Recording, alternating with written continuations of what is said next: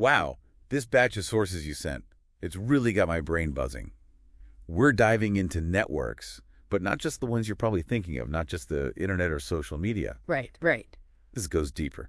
We're going to see how networks have shaped knowledge, societies, even how our own brains tick. Yeah, it's fascinating how networks are at the heart of so much progress, but also a lot of disruption throughout history. Ooh, disruption. Mm. Okay, I like where this is going. I've got this source right here. Yeah.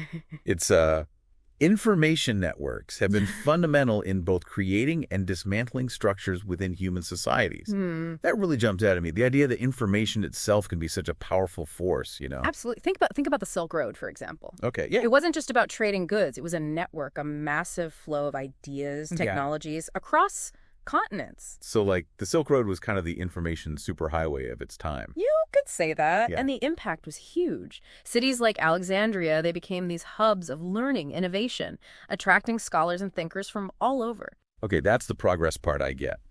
But how does that tie into the disruption idea?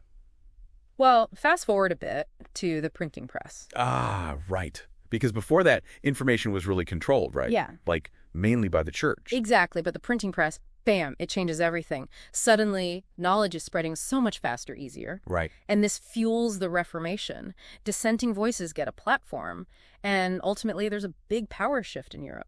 So both the Silk Road and the printing press, in their own ways, they disrupt things by changing how information flows. Exactly. And this pattern, you see it again and again. The internet connecting people instantly, information globally. That's just the latest network-driven disruption, really. Which brings us to today, right? Social media, how it's impacting everything, politics, social movements, it's a lot. Yeah, absolutely. And how we consume and share information is changing constantly. It's an interesting time to be looking at this, for sure. It is. And then, on top of all that, there's all this stuff in the sources about how our brains are networks. It's like there's a network inside us, too. That's right. Our brains are these incredibly complex networks, interconnected neurons firing away. Right. And it's that synchronized activity, the way they fire together, that lets different parts of our brain talk to each other, work together. So it's not just a bunch of separate parts. It's more like this whole interconnected system. That's the picture that's emerging, yeah. And get this Transnet source talks about communication through coherence, CTC. It's honestly, I'm having a little trouble wrapping my head around it. Oh, yeah, CTC. What is that exactly? Well, researchers are looking at whether this synchronization, the coherence of brain activity, might actually be how different parts of the brain communicate. It's like different areas are tuning into the same frequency so they can exchange information. Wow. So are you saying there could be, like, synchronization between different people's brains? There's some evidence pointing that way, yeah. Studies have shown that when people do things together, like singing in a choir, even just having a conversation, their brain activity can sync up. That's wild. So does that mean, like, collective consciousness could be a real thing? That's a question that's been debated for ages. But some researchers are definitely looking into it. And that's where I see Sorno Balan and his ideas about Transnet and MetNet come in. I'm really curious to unpack that. Right. Balan, he takes this whole interconnectedness idea to a whole other level. He's saying Transnet isn't just another network. It's like a framework for integrating all networks. Okay. And he suggests it exists at the most fundamental level. A network of networks connecting everything. The internet, our own neural networks, everything. Okay, I'm trying to picture this. What would that even look like, these networks all truly integrated? He talks about reaching a state of infinite correlation where, like, the boundaries between individual and collective consciousness dissolve. It's a tough concept to grasp, but it suggests a level of connection, understanding, way beyond anything we experience now. Yeah, starting to get a sense of it, but it's still kind of abstract. Yeah. Any real-world examples of how this Transnet could play out? Well, Balan believes Transnet can be accessed through practices like meditation, specifically synchronized meditation. So he's saying meditation can help us tap into this deeper interconnectedness. Yeah, and he goes even further. He thinks Transnet has practical applications for organizations, society as a whole. He thinks it can lead to more creativity, more cooperation, even a new level of ethical behavior. That's a pretty big claim. Is he saying we all need to start meditating to make the world a better place? He doesn't quite put it that way, but he definitely sees meditation as a powerful tool for personal and collective transformation. And, he's not alone in that. Many spiritual traditions have emphasized practices like meditation for inner peace, connection, for a long time. That's true. So I see Balin also has a lot to say about intranets and how they fit into this whole Transnet idea. He's got a lot of experience there, it seems. Yeah, he's actually mapped out the whole evolution of intranets, from the early days, just static information repositories, to the more collaborative platforms we see today. And now he's talking about Internet 4.0, a system incorporating these Transnet principles. What makes that different from what we have now? Intranet 4.0, the way he sees it, it goes beyond just sharing info, managing tasks. It's about tapping into the source of creativity, innovation within each person, fostering a deeper connection, a sense of shared purpose within organizations. Really interesting stuff. It does sound pretty idealistic. How do you even build a system that does all that? That's where things get really interesting. He talks about incorporating biosocio-ecocosmic feedback systems into our digital workspaces. Wait, hold on. You're saying, like, we could have dashboards that show us how our actions are impacting everything around us, like real time. Exactly. Balan thinks this kind of feedback loop could have a huge impact on how we make decisions, how we behave, individually and collectively. It's definitely a bold vision. I gotta admit, I'm a little skeptical. Is this even feasible? And what about the downsides? Like, we've seen how tech can be used to manipulate people. Could this kind of system be used for that too? It's a valid concern, absolutely. Any powerful technology can be used in good ways or bad ways. That's why it's so important to be having these conversations now. While these technologies are still being developed, we need to think about the ethics, make sure these systems are designed and used to benefit humanity as a whole. I agree. It feels like we're at a crossroads with technology. We can go down the path of fragmentation, division, or we could choose a different path, one that leads to more connection, understanding, cooperation. And that's where Transnet comes in. It's not just a tech solution, it's a shift in consciousness, recognizing we're all interconnected and our choices have ripple effects. It's a big idea. It is. And it seems like Ballin's work with intranets is all about bringing this Transnet concept into the workplace, right? Yeah, exactly. He sees intranets not just as productivity tools, but as platforms for connection, creativity, shared purpose. I'm looking at this image that came with the sources, and it seems to be a visual representation of Ballin's Transnet concept.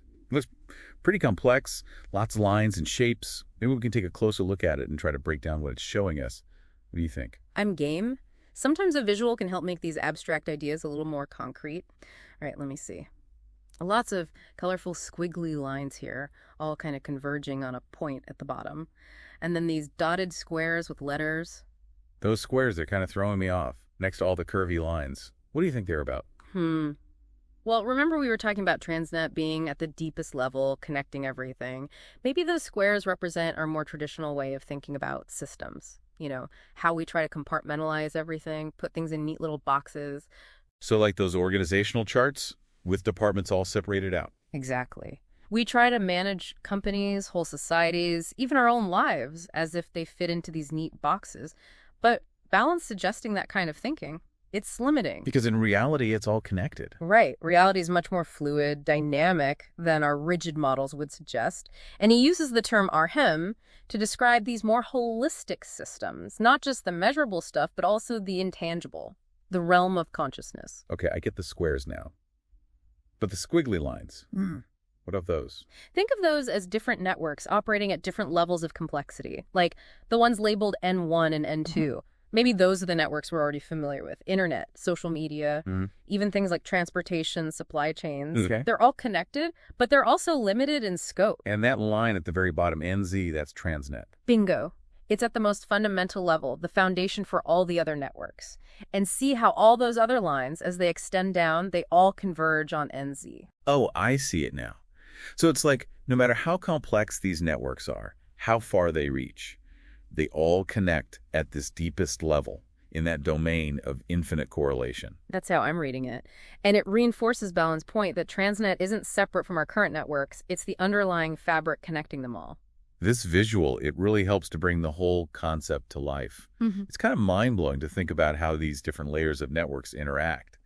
And if Transnet is at the root of it all, it makes you wonder if we could tap into that coherence to create real change in the world. That's the million-dollar question, isn't it? Ballin seems to think we can, and he thinks things like meditation might be a way to access that deeper level of consciousness, and through that, influence the networks we're part of. I remember reading something about Balin, seeing meditation not just as a personal thing, but as something that could transform whole organizations, even society. He talks a lot about his own experience with transcendental meditation and how it's impacted his work. He does. And he points to research suggesting that group meditation can have a real impact on crime rates, social cohesion. There's more and more evidence that when a critical mass of people practice these techniques, it can kind of create a ripple effect, influence the collective consciousness in a positive way. So it's not just about people feeling calm, focused. It's about shifting the energy field, so to speak, and that affects everyone. Yeah, that's the basic idea. And while it might sound a little out there, there is actual research backing this up. Scientists have been measuring things like electromagnetic fields, heart rate variability in groups of meditators, and the results are pretty interesting. That's incredible. Makes you wonder, what if we incorporated these practices into our daily lives? Not just personal time, but in our work communities. I think that's what Bellin's ultimately getting at, a more holistic way of living, working, recognizing the interconnectedness of everything. He believes cultivating inner coherence can help create greater coherence in the systems around us. Okay, let's shift gears a bit. Talk about Balan's idea of Internet 4.0. We touched on it before, but I want to dig a little deeper into what it would look like in practice. Sure. So one of the key elements he emphasizes is connecting to the source of processes. Source of processes, that sounds kind of cryptic. What does he mean by that? Well, it goes back to the idea that everything, every process, every action ultimately originates in consciousness. He's saying that to really optimize processes, we got to go beyond just efficiency. So instead of focusing on the mechanics, we need to understand the consciousness behind it. Like, what's the intention? What outcome are we aiming for? Exactly. It's about aligning our actions with a deeper purpose. And that's where practices like meditation, mindfulness come in. They help us cultivate that inner stillness, clarity, to connect with the source of our thoughts, actions, and make choices that are more aligned with our values, aspirations. This sounds great in theory, but I'm having a hard time picturing how this translates to the real world of business tech. Can you give me a concrete example? Sure. Imagine you're a software developer working on a new app.